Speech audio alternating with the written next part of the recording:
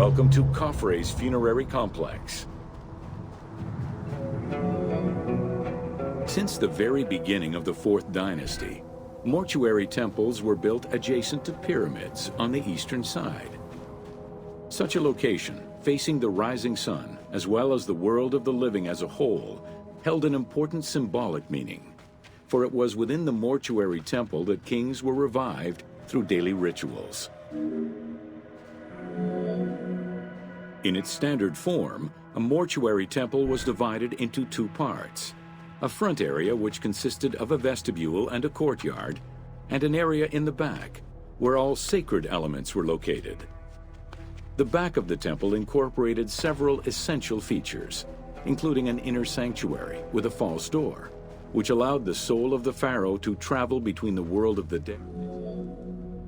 The largest of all such structures, Khafre's mortuary temple, was entirely built with megalithic blocks of limestone from a nearby quarry and encased with granite.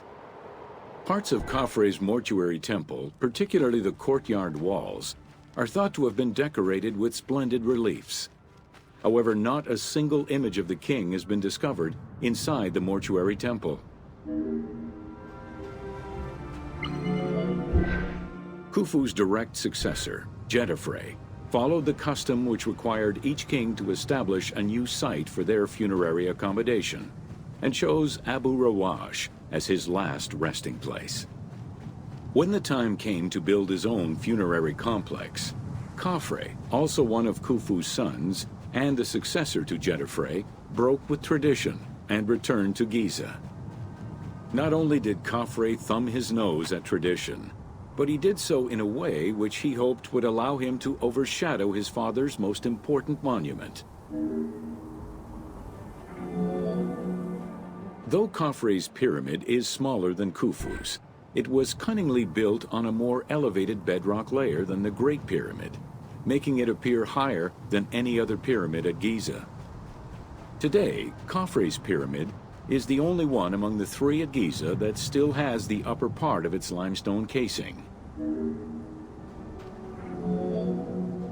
Considered a most sacred area, the Giza necropolis was strictly defined, both geographically and physically. An 8-meter thick Tura limestone wall completely surrounded the Great Pyramid. The only way inside would have been through the mortuary temple. Whoa.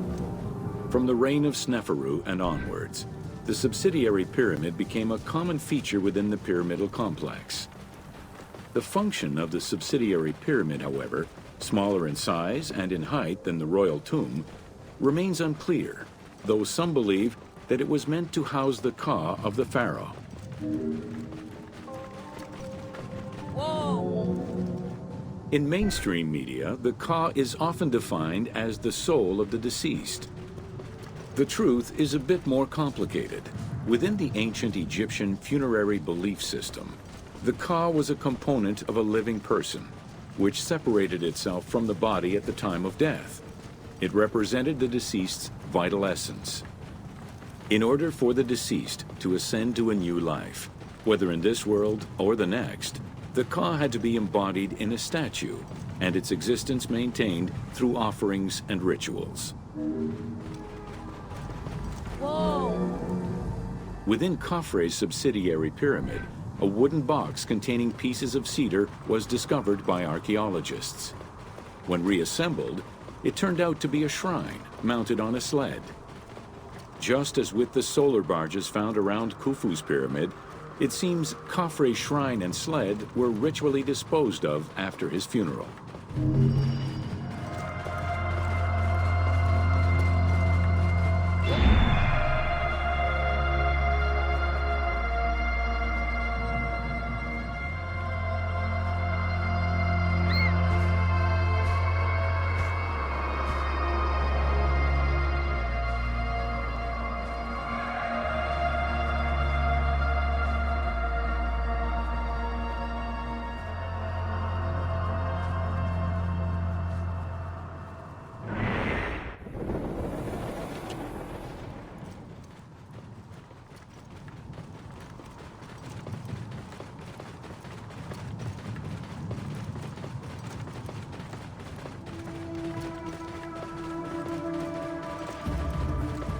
Whoa!